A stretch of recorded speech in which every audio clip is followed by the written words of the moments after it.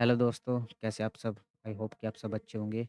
तो हम जो डिस्कस कर रहे थे वो अभी पीछे की क्लास में हमने डिस्कस करे हुए थे। आपके असिस्टेंट लोको पायलट 2024 में आपके सभी मैथ के क्वेश्चन को हमने कवर किए हैं। ये आपकी आज की नई क्लास है। सो नए हैं तो चैनल को सब्सक्राइब करें और प्रेस द बेल का आइकन। तो बिना टाइम वेस्ट करे चलिए करते हैं पहला क्वेश्चन शुरू। दिया गया है कि 2 वर्ष के अंतराल पर 5 बच्चों की आयु का योग 40 वर्ष है, तो सबसे बड़े बच्चे की उम्र क्या है? देखिए 2-2 वर्ष का अंतराल दिया हुआ है हमें यहाँ पे। अंतराल हमें 2-2 वर्ष का दिया है, यानी कि कोई बच्चा होगा और सभी बच्चों में 2-2 वर्ष का गैप है। यानी कि ये कोई बच्चा ये 5 बच्चे हैं यहाँ पे, सभी में 2-2 वर्ष का गैप है। जब हमें पता चल गया 2-2 वर्ष का गैप है, तो ये हमें लग रहा है कि ये सीरीज़ हमारी एपी यानी कि अरिथमेटिक प्रोग्रेशन में है। और ये उनका योग दिया हुआ है। अगर मैं से 40 को ये योग दिया हुआ है, अगर इसमें से 5 से डिवाइड कर दूँ तो उनको औसत आ जाएगा, तो औसत आ जाएगा 8। यानी कि जो बीच वाली टर्म होगी वो मेरी 8 होगी और नेक्स्ट होगी यानी कि 10 और अगली 12 और पीछे की अगर 2-2 माइनस करें तो ये 6 होगी, ये 4। तो आपसे पूछा है सबसे बड़े बच्चे की उम्र, तो सबसे बड़े बच्चे की उम्र आपकी है 12 साल, यानी कि 12 साल ऑप्शन डी में है। नेक्स्ट क्वेश्चन है आपका। एक व्यक्ति का मासिक वेतन जनवरी, फरवरी, मार्च, अप्रैल के महीने में 8,000 था। देखिए जनवरी, फरवरी, मार्च और अप्रैल। अगर इसके मासिक वेतन है 8,000। अगर मैं इसके सम की बात करूँ तो इसमें 4 की मल्टीप्लाई कर देंगे तो आ जाएगा 32,000। 32,000 इनका 4 महीनों का वो आ जाएगा वेतन। अगर मैं यहाँ पे गणना करूँ कि फरवरी, मार्च, अप्रैल और मई, इन 4 महीनों का जो औसत है, वो भी आपको दिया है 8500 रुपये। अगर मैं सम की बात करूँ तो इसमें 4 के मल्टीप्लाई कर देंगे तो 8 चौक 32 और 2 34,000 मेरा इन 4 महीनों का हो जाएगा। तो कोई उसका मई महीने का वेतन है 6500 रुपये, तो आपसे पूछा है जनवरी का। अगर मैं इक्वेशन इसमें से ये माइनस करूँ तो यहाँ से फरवरी कट जाएगा, मार्च और अप्रैल। इक्वेशन 2 है और ये इक्वेशन 1 है, तो 2 माइनस 1 करेंगे तो मार्च ओ मई माइनस जनवरी बचेगा और ये आ जाएगा आपका 2000 के बराबर। तो दिया है इसने मई महीने का, तो यानी कि मई महीने का वेतन है आपका 6500 रुपये और माइनस जनवरी। जनवरी करेंगे और इधर है आपका 2000। तो ये जनवरी इधर आ जाएगा तो आपका बच जाएगा, जनवरी महीने का आपका पूछा है तो जनवरी महीने का हो जाएगा आपका 4500 रुपये। ऑप्शन है आपका ए सही। नेक्स्ट क्वेश्चन है आपका। एक कक्षा में 50 विद्यार्थी की औसत ऊंचाई 150 सेंटीमीटर है, 5 की औसत ऊंचाई 140 है और ये छोड़ देते हैं, और अन्य 5 जिनकी औसत ऊंचाई 156 है वे ऐड हो जाते हैं, तो कक्षा में शामिल नए विद्यार्थियों की औसत ऊंचाई। देखिए अगर मैं यहाँ पे सम की बात करूँ तो 50 विद्यार्थियों की सम पूछा है, तो 50 इंटू 150 करेंगे 150, तो इनका सम आ जाएगा। ये सम हो जाएगा इसका, यानी कि 15,500 यानी कि 7,500। और ये 5 छोड़ कर गए हैं 146 वाले, और यानी कि 156 वाले ऐड हुए हैं।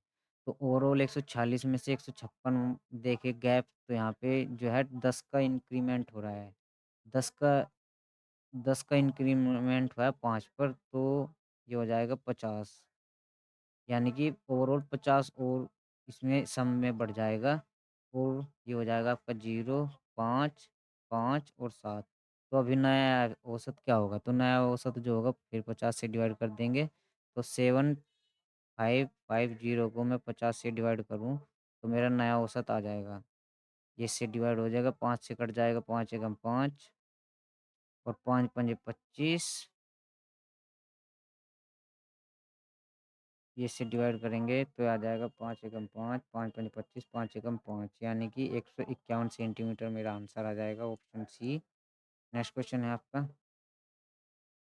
30 से 50 के बीच में सभी प्राइम नंबर का औसत। देखिए 30 से 50 के बीच में आपके देखते हैं प्राइम नंबर 31 हो गया, फिर आपका 37 हो गया, फिर 41, 43 और ये आपका 47।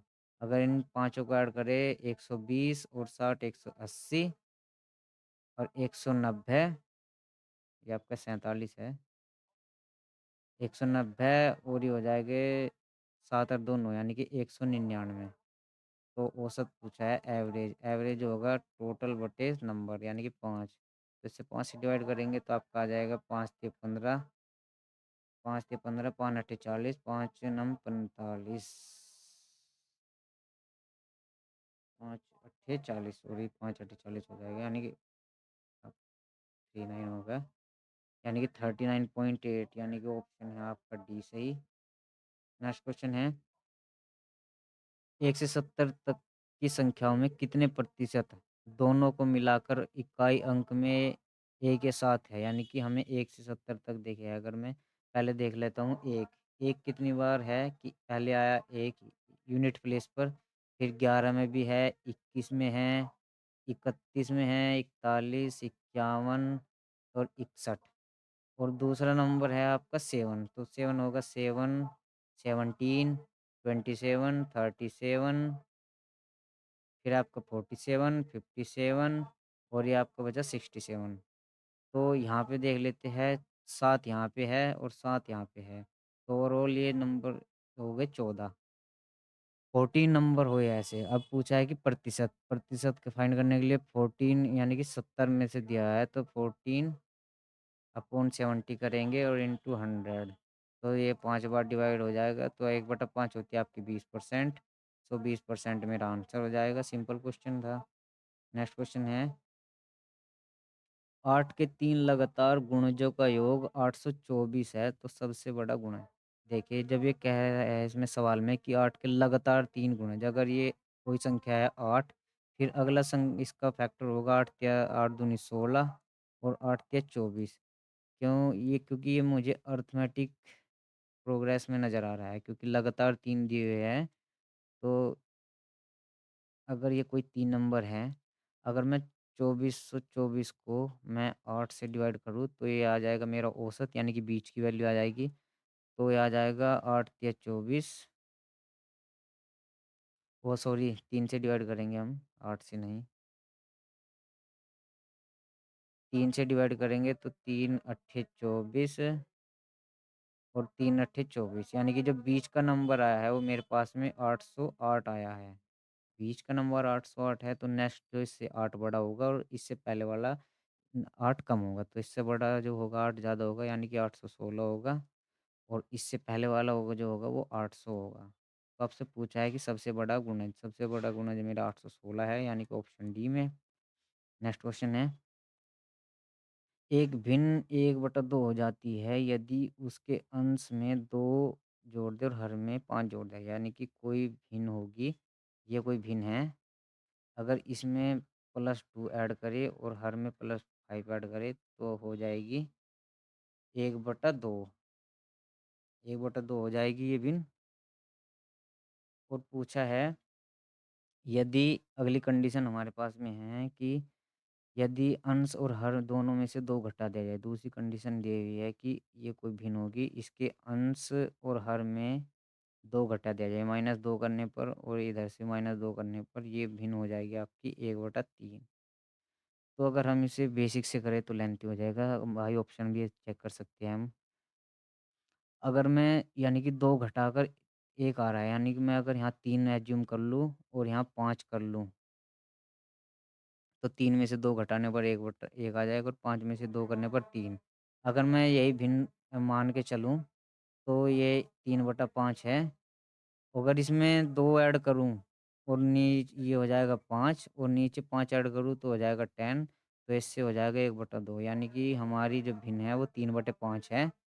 तो पूछा है कि भिन्न के हर और अंश के बीच में सकारात्मक अंतर, तो सकारात्मक अंतर है 5 और 3 के बीच में 2 का, सो 2 is the right answer. Next question है आपका, आपसे पूछा है कि 0.0000001 की पावर 1/3 यानी कि फाइनली मुझे जो है इसका क्यूब रूट करना है। तो इसका क्यूब रूट जो हो जाएगा आपके 3 नंबर पर 1 बन यानी कि 3 डिजिट का एक होता है क्यूब रूट में।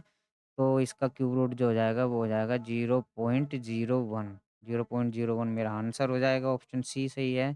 Simple question. नेक्स्ट क्वेश्चन है आपके सामने ये पूछा है कि 0.04 की पावर 1.5। अगर मैं इसे माइनस की है तो ये नीचे आ जाएगी 0.04 की पावर 1.5। अगर मैं 1.5 को लिखूँ 0.04 यानी कि 3/2। 3/2 का मतलब है इसकी 1/2 की पावर 3। देखिए ऐसे लिखूँ अगर मैं 0.04 की पावर 1/2 की होल पावर 3।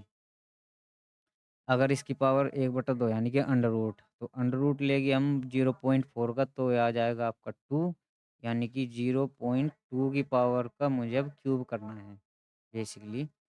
अब इसका क्यूब करेंगे तो ये आ जाएगा 0.2 और 0.2 और 0.2। तो पॉइंट हटाएगा सभी में से तो ऊपर 3 जीरो हो जाएगी आपकी, और ये नीचे हो जाएगा आपका 8। तो 1000 को मुझे 8 से डिवाइड करना है तो आपका आ जाएगा 125, यानी कि ऑप्शन डी में। नेक्स्ट क्वेश्चन है आपका। पूछा है कि इसे भिन्नात्मक रूप में सही कीजिए। देखिए यहाँ पे दिया है 6.4646, यानी कि 46 के बाद में हमारी संख्या रिपीट होना शुरू हो रही है। 6.46 पे 4646 हो रहा है, तो मैं इसे लिख सकता हूँ 6.46 पे बार। अब जो है जिस पर बार आया है उसके प्लेस पर हम 9 लिख देते हैं। तो 6 नीचे आपका 99 आएगा, यानी कि जितनी संख्या पर बार है उतने ही आपके 9 आ जाएँगे। और 646 में से ये 6 से पॉइंट से पहले 6 है तो -6 कर देंगे।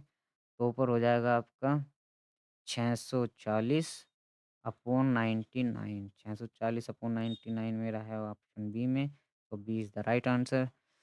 सो ये थे कुछ बेहतरीन सवाल। सो वीडियो अच्छी लगी है तो लाइक करें और शेयर दिस वीडियो, और thanks for watching this video.